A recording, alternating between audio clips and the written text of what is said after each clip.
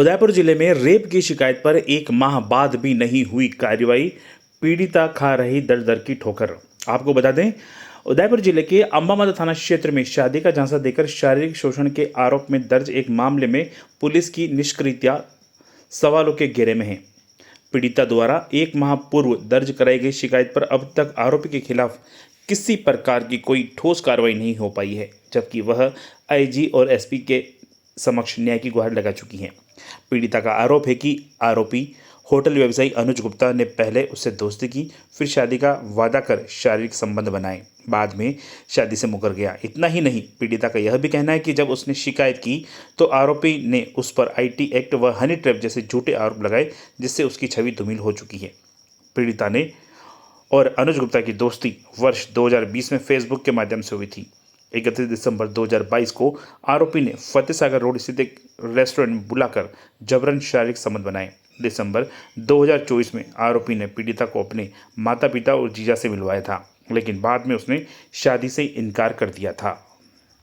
इस मामले पर शिकायत के बाद भी पुलिस ने युवती का मेडिकल परीक्षण तो करा दिया, लेकिन आरोपी युवक का मेडिकल अब तक नहीं हुआ है। साथ ही पीड़िता का आरोप है कि आरोपी की शादी के दिन 29 अप्रैल को उसे फर्जी केस में फंसाया गया ताकि शादी में कोई अड़चन न आए।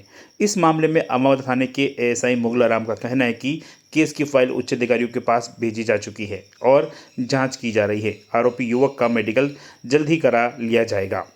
मामले में कार्रवाई में देरी होने से पुलिस की कार्य प्रणाली पर सवाल खड़े हो रहे हैं। पीड़िता को अब न्याय का इंतजार है। आइए आपको सुनवाते हैं क्या कुछ कहा पीड़िता ने। 12 अप्रैल को अम्बा माता थाने में जो मुकदमा दर्ज करवाया था 376 का अनुज गुप्ता के खिलाफ, जिनकी अमंत्रा शिल्पी होटल और अमंत्रा कंफर्ट होटल है।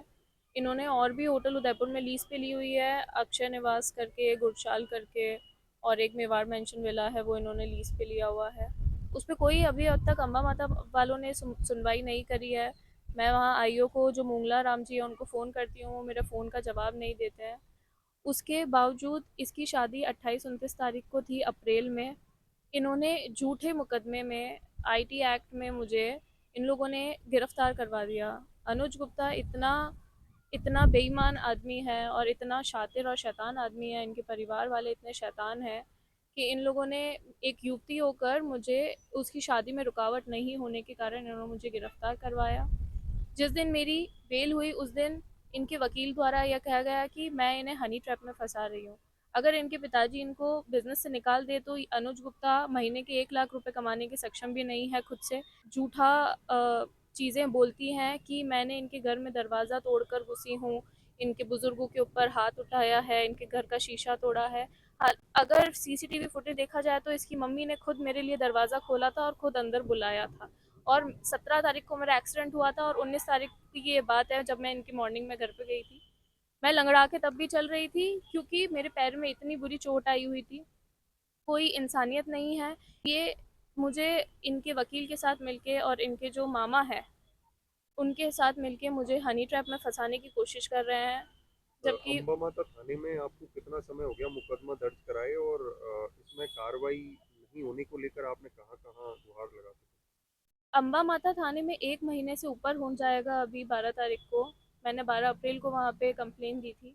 मैंने एसपी ऑफिस में भी मैं पेश हो गई हूँ, आईजी ऑफिस में भी पेश हो गई हूँ। मेरी फ़ाइल वहाँ पे मंगवाई भी गई है और अब ये लोग उस फ़ाइल को एफआर के लिए रेडी कर रहे हैं, क्योंकि ना मेरे से कुछ सबूत लिए गए। मेरे मेडिकल हुए लेकिन अनुज गुप्ता के अभी तक मेडिकल नहीं हुए। अगर उसके मेडिकल होते हैं तो ये केस झूठा नहीं साबित होगा। उसके खिलाफ कोई भी कार्रवाई नहीं की जा रही है क्योंकि लाइजनिंग है और थोड़ा सा प्रभावशाली आदमी है उदयपुर में, इसकी वजह से इतने बड़े इनके पिताजी और इनके मामा जो हैं इतना झूठे चीज़ों में फंसाने की कोशिश कर रहे हैं जिसकी कोई सीमा ही नहीं है।